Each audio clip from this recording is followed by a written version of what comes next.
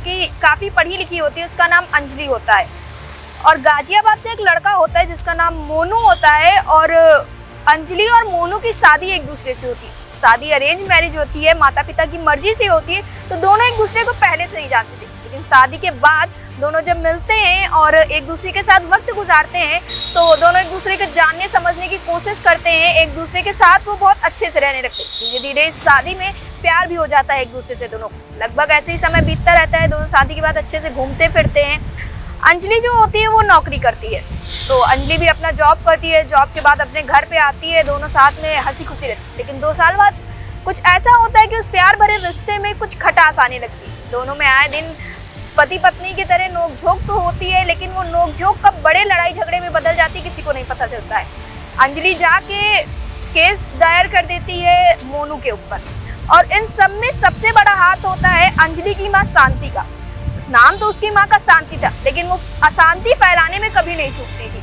पूरा अशांति फैला दी थी उन दोनों की जिंदगी में।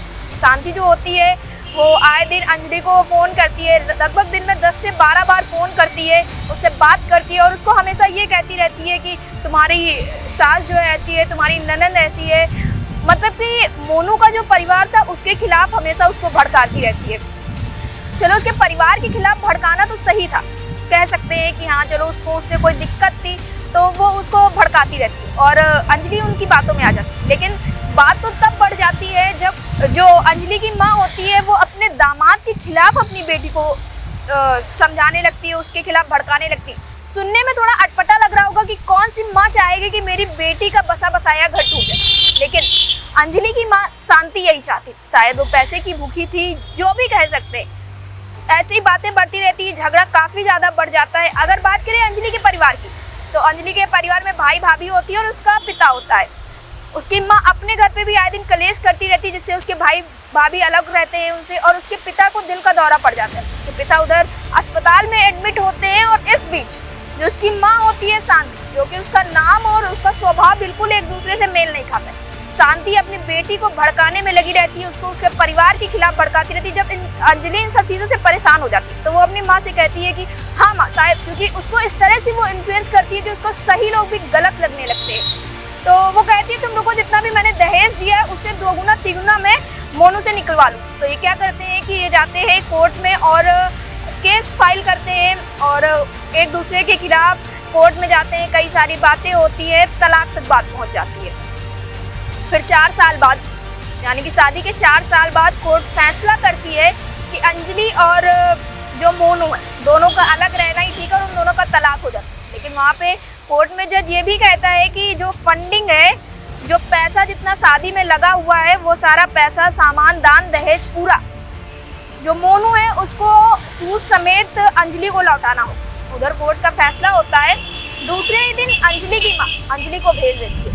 उधर अंजलि अपने ससुराल पहुँचती है। जैसे ही वो घर के बाहर पहुँचती है वो अंदर से उसके चीखने चिल्लाने की आवाज़ें आने, न जाने वहाँ पे पहुँचने के बाद उसके दिमाग में क्या चलने लगता है।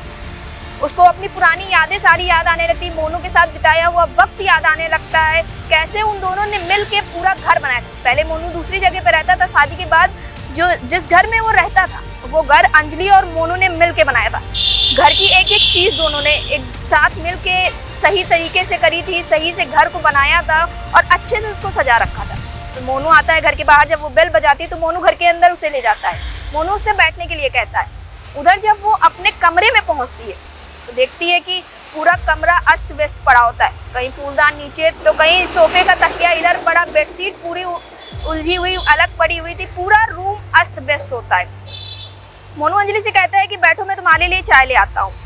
इस बीच में उसकी माँ उसको 5-6 बार कॉल करती, सामान की लोडिंग हुई या नहीं हुई या नहीं। इस चीज़ से परेशान होकर, क्योंकि अंजलि घर पहुँचने के बाद ऑलरेडी परेशान हो गई थी, उसको पुरानी यादें याद आ रही थी, अच्छी कुछ यादें थी वो उन्हें याद आ रही थी, तो वो अपना फ़ोन स्विच ऑफ कर लेती। थोड़े वक्त बाद जब मोनू चाय बनाने चला जाता है तो अंजलि अपना फ़ोन खोलती है। फिर उसकी माँ का फ़ोन आ जाता है उसके बाद और वो कहती कि क्या हुआ बेटा, इतना समय लग रहा है, सामान की लोडिंग हुई है या नहीं हुई है। तो वो फ़ोन उठाती है और कहती है कि पिताजी अस्पताल में एडमिट है, आप उन पर ध्यान दीजिए और आप यहाँ की चिंता मत कीजिए। ये कहकर अंजलि फ़ोन काट देती है और उसके बाद फ़ोन स्विच ऑफ कर लेती है। उतनी देर में मोनू चाय बनाकर ले आता है, 2 कप चाय बना के लाता है, नमकीन बिस्किट ले आता है और अंजलि को अपने हाथों से चाय देता है। उधर अंजलि चाय पी रही होती है, बहुत भावुक होती है। अंजलि मोनू से बात करने लगती है तो आपस में पुरानी बातें छिड़ जाती हैं और जितनी देर में मोनू ने उधर चाय बनाई उतनी देर में अंजलि पूरा कमरा सही कर दी। मोनू जब चाय बनाकर लेके आता है तो मोनू अंजलि से कहता है कि तुमने ऐसा क्यों किया, क्योंकि अब तो मुझे जीवन भर ऐसे ही रहना है, मैं खुद को किसी ना किसी तरह से संभाल लूंगा,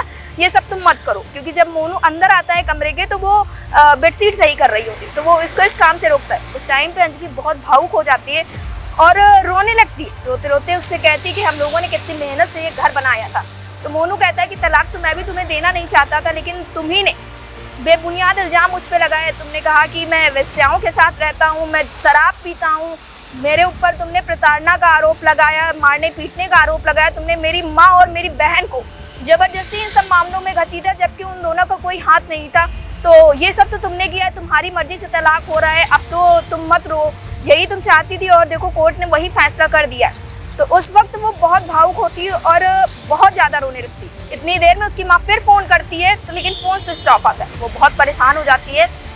उधर वो जो अंजलि होती है वो मना कर देती, कहती है मैं तलाक को नहीं मानती हूँ, मैं तुम्हारे साथ रह रही थी। क्योंकि जब वो घर पहुँचती है तो जो यादें थी वो चीख चीख कर उसको ना जाने के लिए कह रही थी। मोनू का जो अच्छा स्वभाव था वो उसे अचानक से याद आने लगता है। उसे सब वो बातें याद आती है जो शादी के बाद उन दोनों ने एक दूसरे के साथ अच्छा वक्त गुजारा था।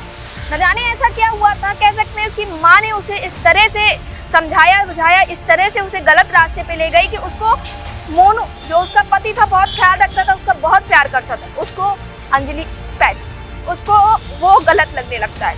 अंजलि भी बहुत प्यार करती थी, उसमें कोई शक नहीं था, लेकिन माँ के बहकावे में आके वो ऐसा सब कर जाती। फिर वहीं पे अंजलि ये सोचती है कि अब मैं नहीं जाऊँगी, बल्कि मैं अपने ससुराल में जो मैंने अपना घर बनाया था, अपने सपनों का महल बनाया था, मैं वहीं रहूँगी अपने पति मोनू के साथ में। उतनी देर में वो फ़ोन खोलती है, तब फिर उसकी माँ का फ़ोन आ जाता है। तो उसकी माँ कहती है कि सामान लोड हुआ या नहीं हुआ।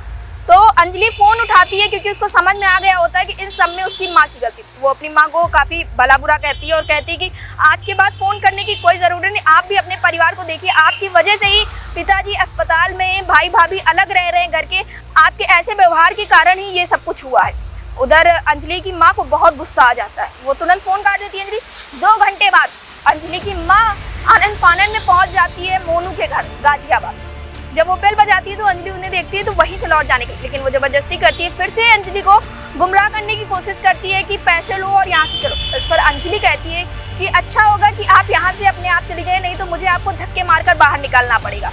इस तरह से तलाक के बाद फिर से अंजलि का प्यार मोनू के लिए जग जाता है और उसको अपनी माँ की सच्चाई पता चल जाती कि कैसे उसकी माँ पैसों के लिए एक अच्छा रिश्ता जो बहुत खास था उसे बिगाड़ना चाह रही थी।